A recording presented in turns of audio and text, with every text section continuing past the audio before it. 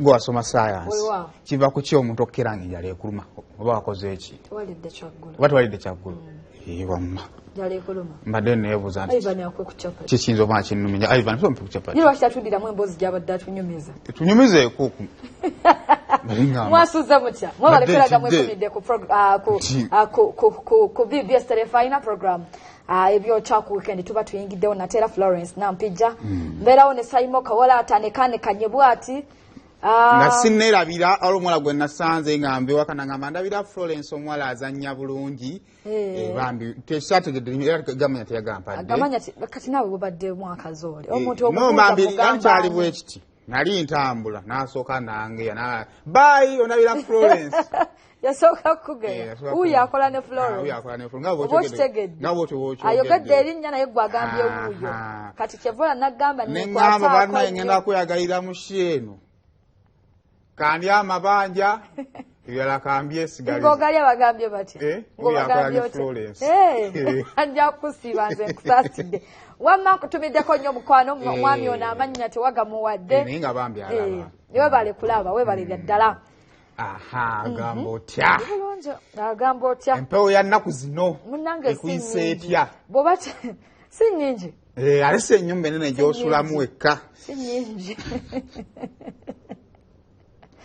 twetandike nange nyongereko eggulo wankijja ku mpewo kakati munange ogamba otya ndi oli otya kutanga kusabuka mwana wange kati shati nkagadde bwetyo olabise bulungi bamita like fashions bannange akunyirira bwatyo nedda abanyirizanyirira nga bwe wali okyayambala ziri ezizo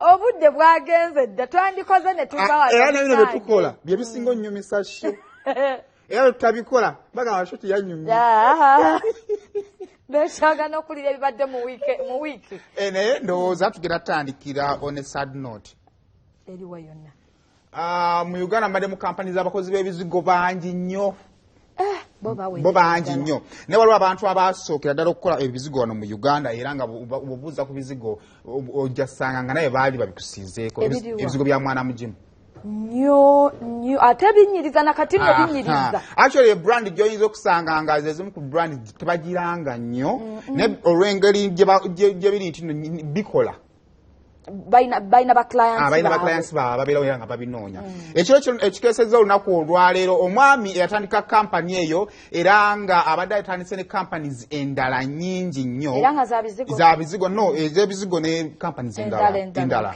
olunaku olwaleero mukama amuyise omwami oyo ndoza twali tumuhostinzeko ku show yaffe ku shemu wano ku BBS Terefayina naye nga omwami oyo ngagolaba mu screen ye bamuyita mwami Sembatya Ddungu Jackson yatandika kampani ya mwana mugimu ate nga taatawe yatandika Kyapambalasi Kyapambalasi yawewezanga obulumi obulumi nnyo ng'omugongo guba gukuluma kati nga gukuluma nga weesiga Kyapambalasi abadde alina kampani zendala nyingi zabadde atandise tugenzeeko mu maka ge ekiro ekyolunaku olwaleero okusuuza abafiirwa ne tulaba ebibaddeyo sooka odde tubeere nga ate otwako ebibaddeyo tubeere nga ate tulaba ababaddeyo mu maka g'omwami oyo Sembatya ng'afudde ekiro ky'olunaku olwaleero Zina Kiganda Robin. Omugenzi obadde omuyita otya? Omugenzi taata wange muzeeyi olunaku lwakedde nga eddala bulijjo era obulamu bwe bwonna akeera ssaawa 10 aba azuukuse n'agenda ku jogi by 12 aba akomyewo neyeetegeka n'agenda by ssaawa emu zimusanga mu class Matete Junior asomesa nnyo multiplication tables n'asomesa abaana abali mu candidate class olunaku lugenda nga lulina okugenda bulijjo naye kikanga wakiguddewo ssaawa nga 12 pressure weemukubye ababaddewo abangu baganda baffe bagezaako omuddusa mu ddwaliro bamuddusa e Lubaga gye bakabatemedde nti muzeeyi kasobodde kusimatuka ng'olwo amawulire gakusanzeewa amawulire gansanze waka badde nkomyewo nga nvudde ku mulimu nga ndi ewange brother wange Bob Kabogoza nankubira nambuuza bantegedde ekiro nemugaa sirina kyemmanyi wangambidde nti nze yafudde Okay. Kindeese wano nzize ekipayopayo tufiiriddwako mukwano gwaffe taata waffe muzeeyi waffe omwami mwana mugimu abasinga bamumanyi nga mwana mugimu kubanga lyerinnya eryatunda ennyo mwana mugimu ekyo kindeese wano okubeera nga mbakubagizaako mbaddeko awo mbadde nina shopu endi mbadde nina TVM kwembadde mpitibwa ne bankubira essimu nti mwana mugimu afudde ate nga muliraana wange ate nga mukwano gwange ate alina n'ebintu bingi byabadde ateeseteese tukole naye era ennaku eziisa abadde yampita tubeeko ebintu bye tukwasaganya tubeeko bye tubranding ebyebisigo byesabbuuni mwana mugimu naye ndowooza Mungu tamukkiriza ekyo tamukkiriza kituukiriza abadde n'essomero baliyita Nateete Junior nze mbadde mbeera MC ku mikolo gyonna gya speech days MDD so awo wenajjira omukwano naye ku speech days nga nze mbeera MC w'emikolo egyo awo wetwagira omukwano laba ate wempa gye nali nsula nenzijja nensinga kumpi naye so tubadde bamukwano nnyo. Omwami Ssembatya Ddungu mwana mugimu mbadde mukozi we nga ntambuza bizigo bya mwana mugimu naye nfiiriddwa nnyo taata wange twali bavubuka abayeyayeyayi naye mwana mugimu yatufula kye tuli n'atujja twabeera naleete mu katale n'atujja n'atuwa emirimu naye mwana mugimu atufuddeko nnyo akola ekizigo ekirungi eky'abaana eky'olususu naye situmuvaamu era situva mu baana be tugende ekizigo kye tukyesiiga prodakiti yona yona abaana bukimu bakimanyi ekyokukola tusigala tumuwagira. Ssembatya Ddungu Tebukoza bakwanagana 1976 kanze ndi Nateete mu kigagga yali mu factory zone wa Nateete no waggulu tubeera nga twali tusambira wamu omupiira buli nsonga yonna obuzibu bwe buvudde gyakabadde atera okufuna ataaka ataaka ezo bwazifuna bagenda mu ddwaliro amalayo ne wiiki oba omwezi ng'ali mu ddwaliro naye nga bwadde abadde alina ataaka ezitera omulumba suubira nakati zinga ataaka Mungu n'atuusa.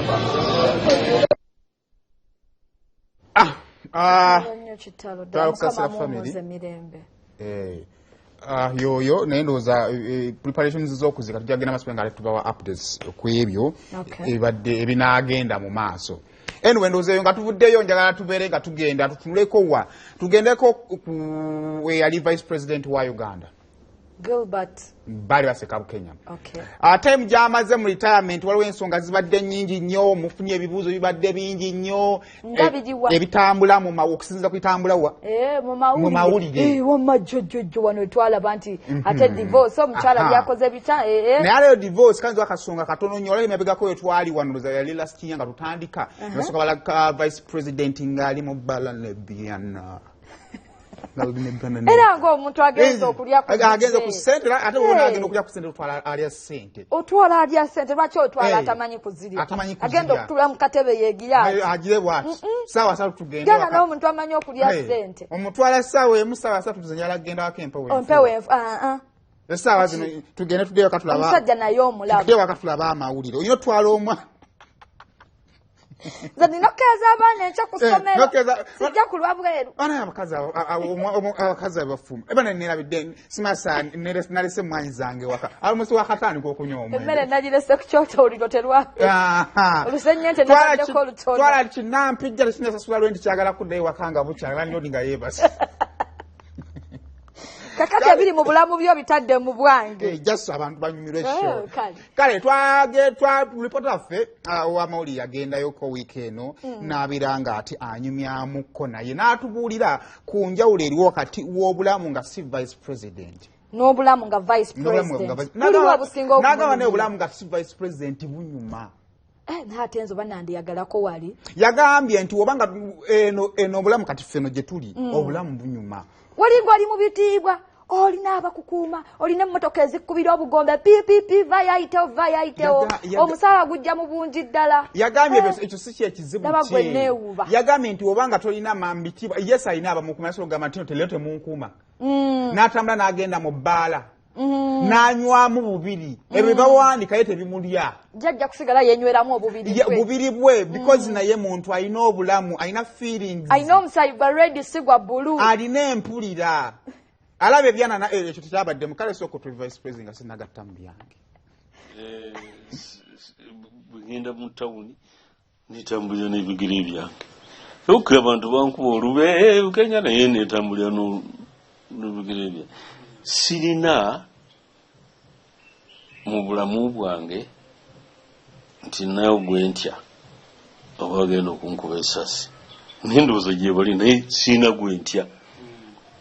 Kagamba bulamu n'obweddembe ngenda mu supermarket neguli omugaati gwenjagala nze nina guards abankuuma ne ba escort n'oluusi mbaga nimundeke nenekotya akamotoka kange nevugira nengenda ne mu katale nengulayo mawogo omukyala nagati vice president VP kankwaya akabwereko nze nedda mawogo wa Meka.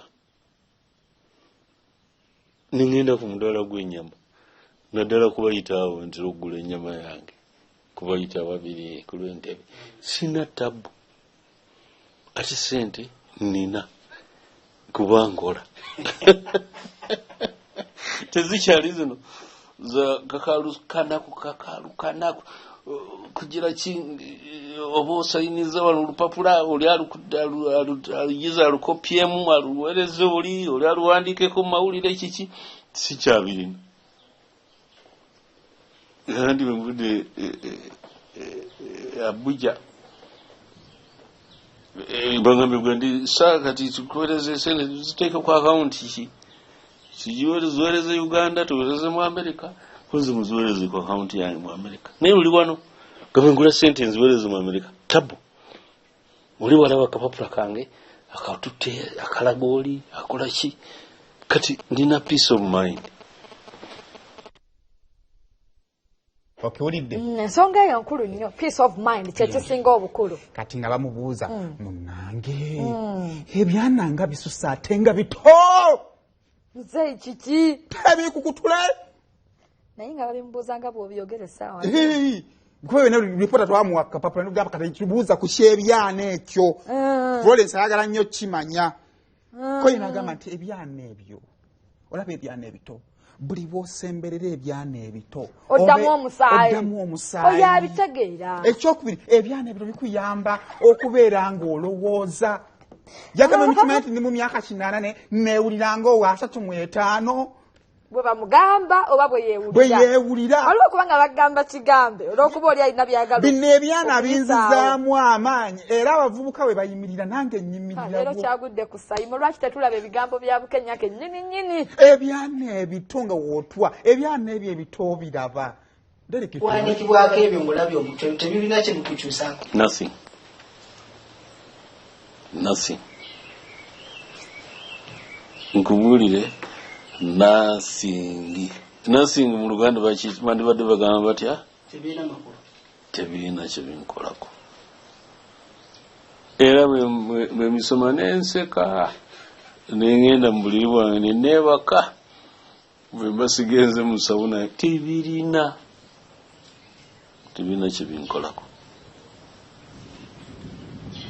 kuba mmanyi amazima manyi n'agatali mazima kati nange nzirawo ne mpogane zero mmanyi amazima manyi n'agatali mazima abagala muwandiike zere mumpandiikako okuva ku Mande okutuuka ku Mande ejja okuva January nga 1 okutuuka ku January nga amamini December 3 kola sente zo kola sente zo kwagamba ekitegeeza nti nze Professor Bukenya ensi yankolimira nti sisobola kusanyuka Profesa Bukenya ensi yankolimira nti wenabanga yala okusanyuka nekweke ngenda mu America nembeera ne ba profesa mukwano gyange ne tugenda ku party buli muntu abeera ku party nga musanyufu nange mbeerayo nga ndi musanyufu tabeerayo buno bakuba bufaananyi ngeika kati nze mwagala nekweke mu kibira kyange nga njagala okusanyuka sijje kikola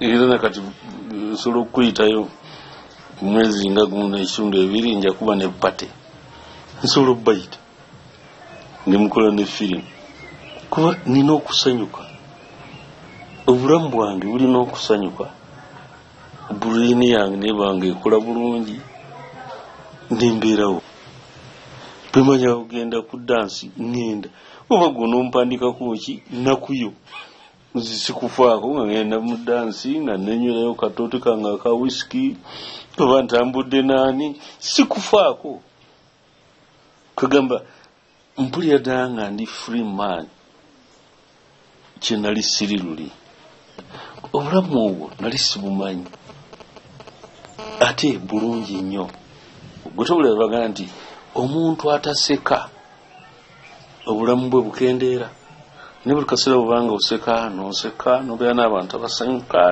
ngabo bwe muŋŋamba be nali nabo tange nasanyuka nenseka obulamu bwange ne bweyongera oba kiruma gwe omulala kikulumira eyo nzi tikinnuma ato so oyayogera nti bw'okadduwa beera n'abakadde bo oyo musiru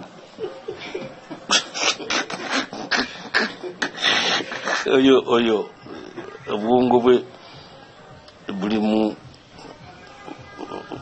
babuyita last buli mu okolaki obutalagge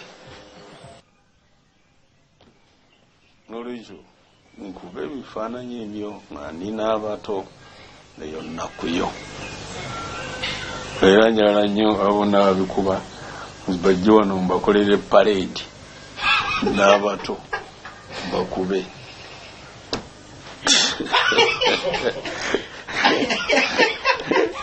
kakati gwe lwaki yagala okunyingira mu ddembe lyange kuba nze njagala okubeera n'abato gwe lwaki tubeera n'eddembe lyo obeere ne b'oyagala nze olidde nkukuba mu bifaananyi kuba gwe oli ne b'oyagala kino ddembe lyange kuba sikyafaayo gwe kiyogera ow'amawulire omukulu omuwulidde am inspired mpulira amaanyi waliwo obulamu bw'ovamu n'obeera ng'oli free ate akasembi eyo bwe muba mwagala mujje nkole paredi y'abato y'ebyana bannange nze ndi tiimu gwe seetaaga kusasula alina ne keyaggumiza mu capital letters nansinge olwo nekyayogedde ddere kekisinza omunyumira naye lwakuba nze ndi ku mpewo sijja kiremerako ndeka leero weefuze engeri message gyetannagendayo ate nga sirishiwa nti bwemba nolina gyensobola okgenda kanje naye nga yoyo vice president ngakkaatiriza ensonga ndowooza mukitegedde ekyo mumugjeeko emimwa mulekeraawo nina okusanyuka nenziramu amaanyi ate mbadde wano ku net nenkebanga bannasayansi bagamba omuntu gy'akoma okula appetite gyekoma okula mbaine byogera birimu akomuntu tugende mu maaso ako temuli kabuojubisa nnyo bw'onaatuka mu myaka 4 agaliwa bagamba wano kiri wano bw'otuuka mu myaka 4 oyo yanga wa 17 kikino wano kasikiraba lwaki onsomesa byesiraba kyanti kya luzungu tulidde nkizeza mu Luganda ono agambye wamma oli mutuufu bannange eyali vice president abakugwagira bangi genderaawo okutandika nange nsikyusa namu omuwagira ate sayimo naawe olituukira mu myaka kino oba ogenda n'abakadde bogenda olaba tolinaamu naye nga story eddako mama tayiganga shusaze mbeera kama madani na tayiganga bude bwembeera kumpiru kale awo nga tuvuddewo producer Yaledi amanyiddwa nga producer yakubira nnyo ku macha ku Saturday kayimo babasubiza omuzeyi sente notazimuwa abanda ku TV kakati nze mulaba nnyo nga akuba ku Saturday ku macha yata akubedde ndala mbeera nabyenkola kale kale omaliriza nebo bo musubiza muweereza mzee ule yakubye simu nagamba nga sikula ku TV tunakwogera kuona idi yakubye ne simu naga Florence nazukusedda ankula benga sitodda ku TV sya ala totandise kuwaayiriza kale atugende mamange zine saaba akyebase kale nikasana ange ndogeddeko kale producer Yaledi yomuko apuje producer no specifically nzo kumujja nnyo kuva ku producing wa David Rutalo aba producers abasinga bamanyikiddwa okubeera abayaye aba producers abobuvunanyizibwa bali ba producer abasooka abovunanyizibwa ba Washington like abasooka Siba Washington because Pademani tugende ba Pademani yambo ate naba era ne Steve Gini talina bufumbo bwe tumannyo buli abo nenga tojja kugamba producer ne mukyala wuno naye bannange kyogereko kuba ne mukyala wa Eddie yawe tuyinza omunonya n'akubula wadde nga akajali nenga tebali proud nnyo kwa kyala yo Pademani omumanyi simumanyi ate nga ye mulokole Kurochi Washington Renix bali mugoba mu nyumba jukiro wana awasa ani goba mu nyumba Pademani gundi oli Washington Renix akatago kamuluma jukiro wana awasa naye nga saimo bamukusagira mu bintu bulwadde bw'abanno nange erinnya olinuma tunadda bulwadde bwe tunasinza kale Yaledi yatandise meeting z'embaga ye era nga yafulumizza omukungugu gwa budget okuli byagenda okubanga atwale wamu w'omukyala lwaki avudde mu banne nedda munange yagambye nti munange nkoyo okusula mu studio ne Esiza studio ne basula mu studio tebabeera na waka waabwe tosobola kusasula sente studio atesasule n'ezewaka naye yagambye nti nkoyo okusula mu studio kampase omanyi yagambye nti bwowasa oba olina ekikuzeewa ewaka omukyala batagenda kusula mu nyumba yekka teyafumbirwa nyumba newaka wabayo emirimu gwinako bwona afumbirwa ojja mmanya olumala tukyakyanti ne bambyo neesibyeko n'ekigambo ekyo njagala kulya ku nkoko yabuko nga gwe muko wange gwe Peter gwe Julius gwani nze nagamba taata wange yakundekera so compare Yaledi genda kugula akaunti yange n'emitwalo ebiri jiji nakituwadde emitwalo ebiri ogeranya kyokokugya sikulu giwere 3 togeredde abanyina etaano nina kunebaluwa yekyayina zeyiyo bwesulya omukyali waffe buli lweweeyama akiteeka mugongo n'agamba baboyi bange bankwatiddeko wano kati bw'otatuukiriza abeera alukuddeku ofunze lonki yaffe etuwaddemu amaanyi oba etuwadde amaanyi tusobodde okweyama olwaleero miliyoni 9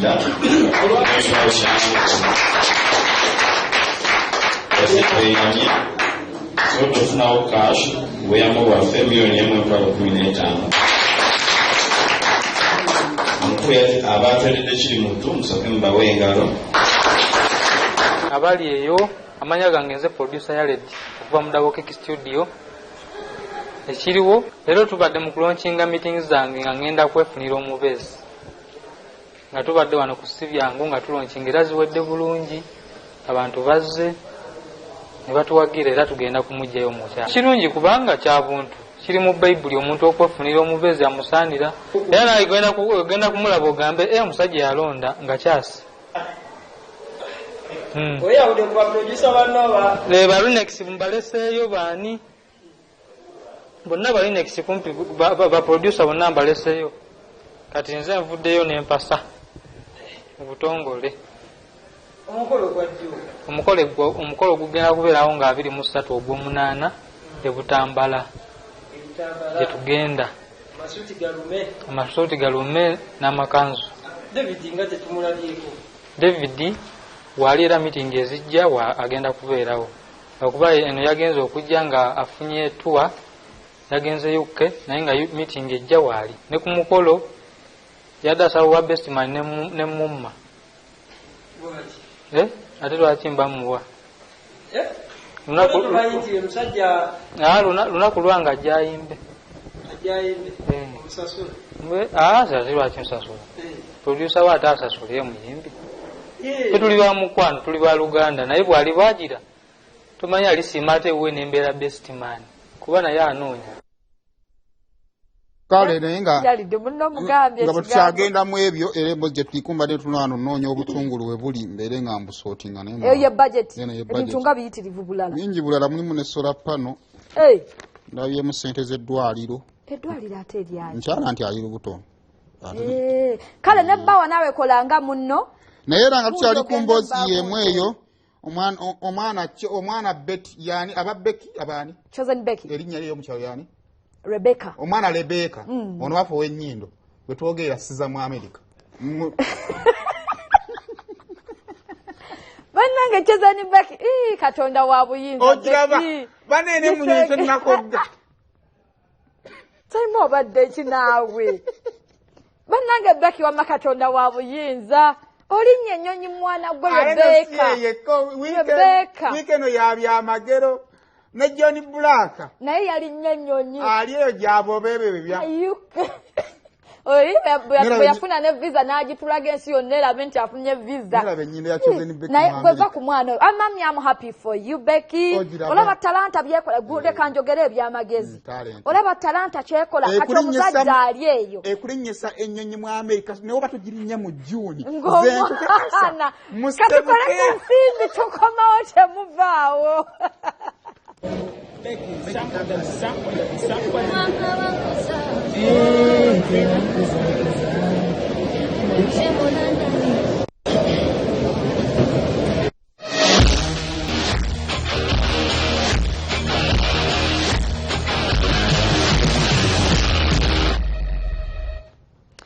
beffe abakyaliwo programu ebyotya ku weekend mbeerawo ne kawalaata kubera nga tukutuusaako amawulire agabadde mu wiiki era nga twatambuddeko eddakiika tubulayo ntono okubeera nga tubasibula ku ssaawa 3 affe tuliko Alan Cruz ne Momo 19 bagenda kubeera nga bayingirawo abavubuka ate musanidde kubeera nga mubasubwa nammwe babategekedde bulungi nnyo eddala tukyagenda mu maaso muzeeyi mbadde wano nenda message oli ku WhatsApp nze Victor Kamenyo Chosen Becky mwagaza birungi byerere mu America gyagenze nange ndi wano Lungujja abente tetulina mitima mibi era mwagaliza birungi byerere Lungujja ntiisa wewe kubanga ate nawe kwoli n'abalala bangi soko twefananyi ya John Black nga ali mu America ndowooza omulaba African ali mu America ali mu America ali bweru okay ate ali mu Uganda ali London Adamu yagenda ku mu London alayo street Adamu yagenda ku mu London ngakyali eri Adamu yana gy'atagenda bawundi yasooka kuzunga Masaka n'asooka n'atagala eyo ne kati ne bamupromotinga n'atandika okulinnya n'agenda mu America Adamu tubuli akatabo ko kalimu stamp meka tumanye ezawa nazaawa nga ransi okwagala okubulirayo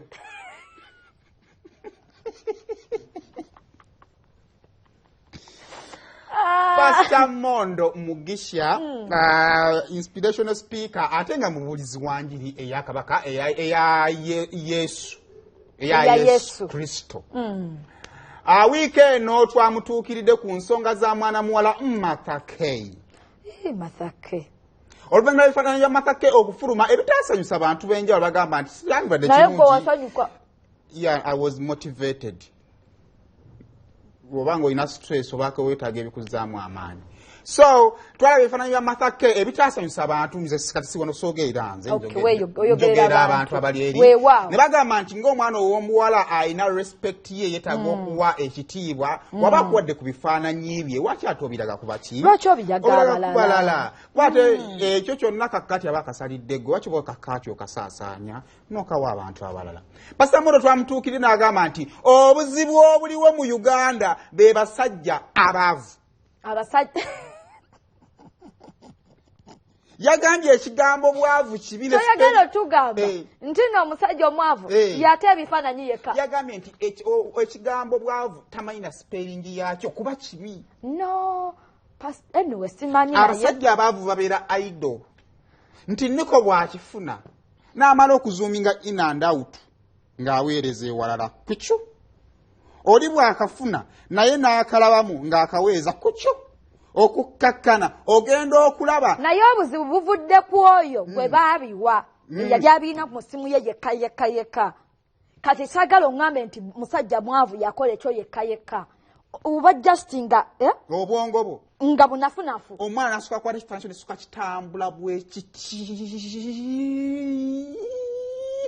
ekifaananyi kya buseegu ne babuuza nti asazisa agituwe Pastor Mondo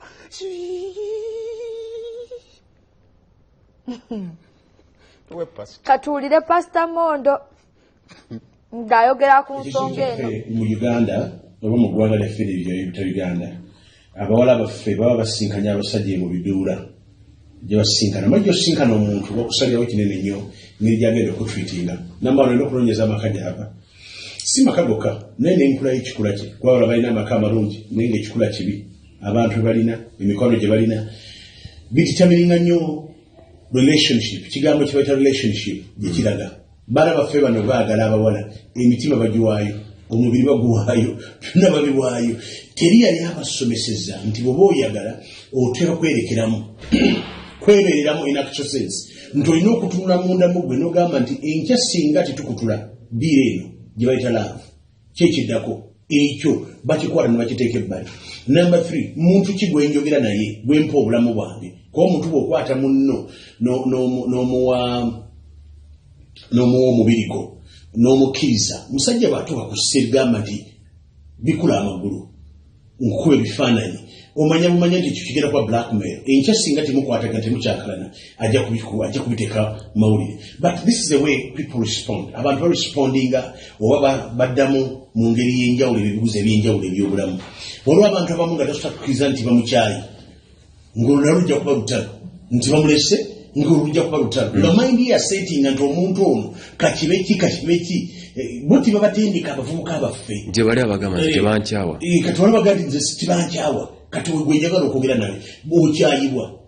Problem eri luddawa omuvubuka ava waka nga tayogeddwako naye tebamubuuliridde ekisookera ddala omuvubuka agenda okumaliriza like let's say nti atandise okutega ebintu by'omukwano abitegera mu university ku campus oba mu secondary school agenda okumaliriza ekigambo kye bayita campus oba secondary school byonna teryamutendesi yalaba ng'akuze kirevu kizze omubiri gubanja kakati alaba ng'atuuse okufuuka maani.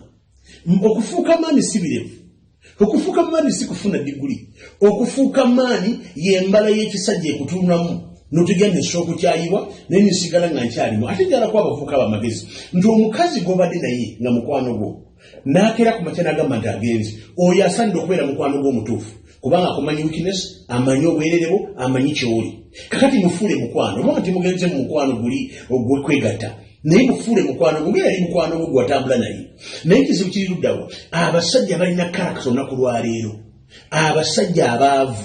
I'm sorry to say this okozi kigambo kye bayita obwavu naye abasajja abaavu balina ekizibu kinene nnyo balina omutawana munene balina teri musajja ng'alina ku ssente n'empisa ngakeera ku makya ng'omukazi amugambye nti agenze atandika kumulondoola. Oh, no one has that time. I don't see it.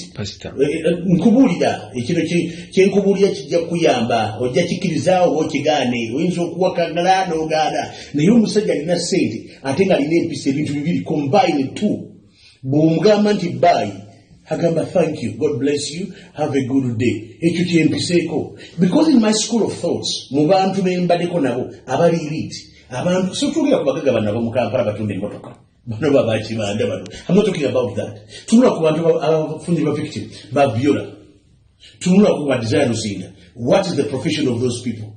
Tunula omuvubuka ono eyaliza omwana muwala maveke. What's their profession? Look at them, look at their crowd, look at their thinking, their mindset.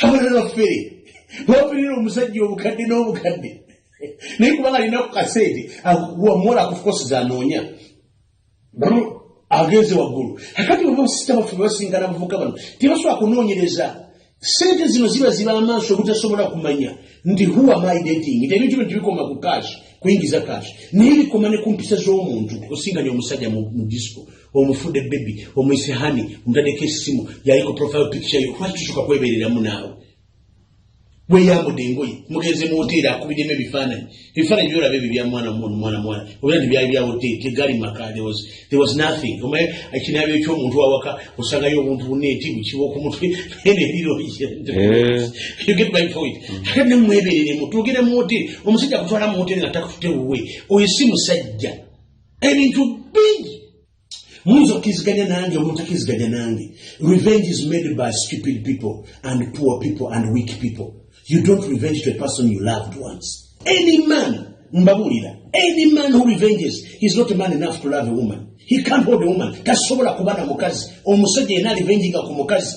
ekibi ekinafu kyakwana n'akikombisi n'akitwala ekewuwe. Noddayo n'ogwo nikikusinga amaanyi nikuteka mu emotion whereby otuuka ekiseera ky'ogamba nti kamwabi kitegeeza toddala kufuuka okyali boy. You are weak. Weak people revenge. Weak people revenge. Strong people ignore or look and bless. People like us abasomyeko abalabe ku bitabo ate abategedde ne kumpisa entendiki nga tulibasajja abatendiki omwagala n'omuleke nga naganda kukazi nzokera ku matenda gamba I'm sorry kyasula kweyongerayo naawe nga ye byalaba tolina gyogenda naye please ku muntu yena aliriita ategeera kugamba I'm sorry just bless them kandi nkusabira emikisa gyogenda mukama kuwangaza haitu kufuna blaza nga mu maaso mu future mu 10 years toliimu hatuna mirimu jona tunula ngejo okolamu oluwako oli mufere ochupula esene zanga fere zibako once in a while teziberera ziba zakukuba zala awo pastor nzikiriziganyiza naye echa omusajja revenge nga omuntu goyagala mubutuufu nedda naye wesakkiriziganyiza naye wewali ewasoose ebintu bino tubikola mu mukwano oluusi nga munno omwagala okitegeera ng'omwagala ate abantu bano tajja na kipande nti munnange nze ndimwako obuntu nze siriimu oba okitegeera ekyo si kyekikulu kati munnange ogwa mu muntu gw'otamanyi nti nno ewaabwe teyakuziba teyabuulirirwa tasobola kukuuma kyama wekimusuka kasolo kyekitibira tugende mu maaso ndavudde ku kirala ekyo mbasa waliwo ebintu bye twakolanga edda munaavuye edda ng'omuntu w'omukyaba ebifaananyi bye yakuwanga obiyuza byonna ng'obireeta ng'obikuba mu maaso ge todda abakazi bejagala bokka abakazi bakira ku makya nagaa nti omanyi I'm faithful to my husband ate kanyambeko n'abasajja bano kuba waliwo agasajja gali kuno kati ku TV gatunula gati gali awo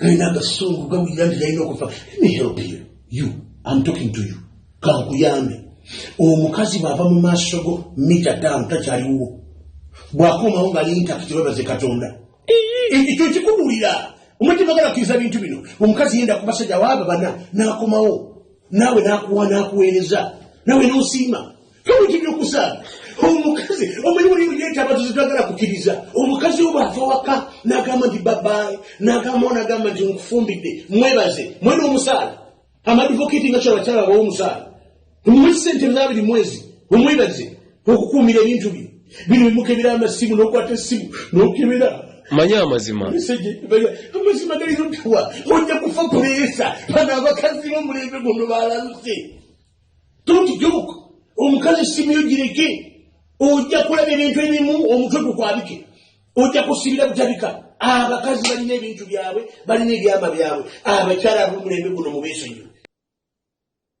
omukyala afunye ekizibu ddala nga her nakedness has gone. The only way to run his church, that is restoration. N'okuweereza Katonda. Ensi oba ogisiibudde. Kubanga ne bw'ogenda ng'oli actor, n'ogenda ku stage taata, nga muwala wange n'ogenda ku stage.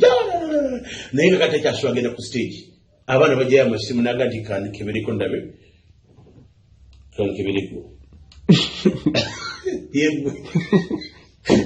Ebintu byatabuze. So olina okunamba okunoonya counseling olina okunoonya engeri gyogenda okuteeka ate ekyokubiri namwe temutumanyira abali ku social media mumanyira abantu mulekera akavijanja kammwe n'obusiru bwammwe teri abeetaaga I don't care who you are mulekera okumanyira so yasoose oyo mwala mazaki yasoose desire zinanga yabikola guli nga yabyamubaako ebintu bisoba ku bantu abantu beerebwera ne bubina bikasamuya oba it was a shock to some people shoko yaki biti shocking tebamanyi mukazi aliwerere tebalina bataganda babato Temutawanda kona mutumanyira muve. Baliko n'abali bagamba simanyi bwafaanana simanya atya simanyi. Afaanana atya mu tufaanana bayini jawo ne basista baabwe. Bawo mwana inenjawulo ku baganda baabwe. Tebatumanya na kutumanyira baleke Mathake akole ebintu bye. Ate afu Mathake tugenda kuliro nchinga very soon. Tugenda kuliro nchinga project ye. Edeme tambule. Na hivi nebe muliko simanya lali Mathake ebifaananyi ebirwana. So what? What? Yasose. Twena mukyala twena baganda twena basista wo. Abaana bali ku social media boogera. Ebongere tumanyira tebagala kutawusa. Sagala kumanya na. Yesu ayagala bili muntu yenanga bwali. That's why we don't condemn in our church anybody. We don't condemn anyone. To condemn Get a Mathake Vajana Sava Kusande, Tojakum social media and no Pastor Monda today. No way. We don't condemn. Yes, you had your Huno Yabuda. Nay, Mathake Mumuli, Mathake Mumuli. She's your Mukubas Kuba Wala Babasavida. Yes, Mukuba. Okay. Yes. Emotionally Are you okay, madam? Are you okay? Mathake is fine. From what advisor Soka Umrema relaxing him, they are good. She's coming back. Should be a strong woman, eh? What strong woman? What is not there? So many people get broken down. Which broken? Pastor Magic Tegezo Kubeda, come on. Let me tell you, what you sleeping in Parianisati, how do you look like? Come on, don't from P7 they're teaching you that. So what? How you look like, that's not a problem for me. That's not an issue. So those are this is what we do. Number 3, this should be a learning class. Keep your dignity.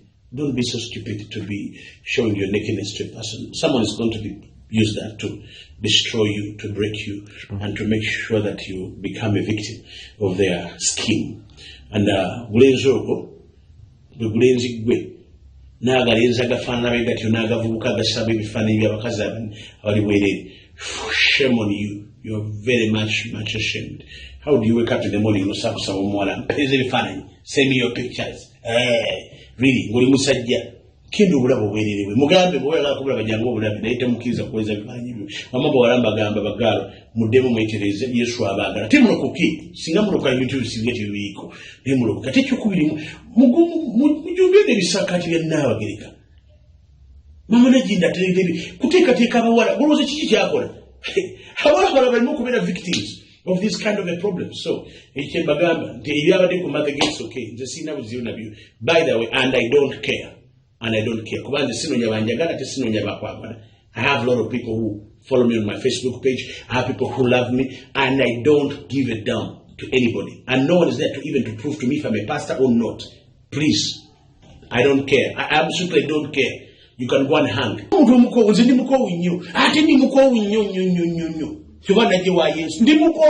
And I don't care. Zemondo sagala onjagale kwasija kusaba sende sija kujewo stonja kundisa tonja kunywesa. That's why I don't care what anybody is saying. This is me. But leave out these girls.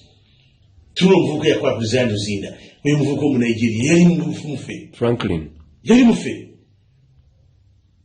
But and please don't advocate for that kind of way. Like welekele mu 70%.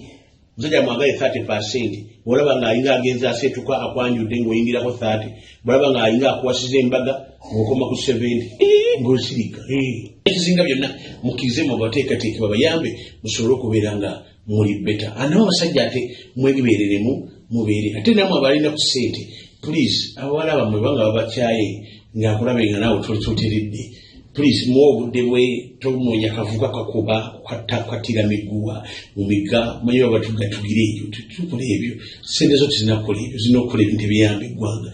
I take your Kubi, Timothy, Tiesu, Kubonamas Manobula, Muruki, moving to Vimulimu. Murafitwa, Timbum Vastia Kubomura.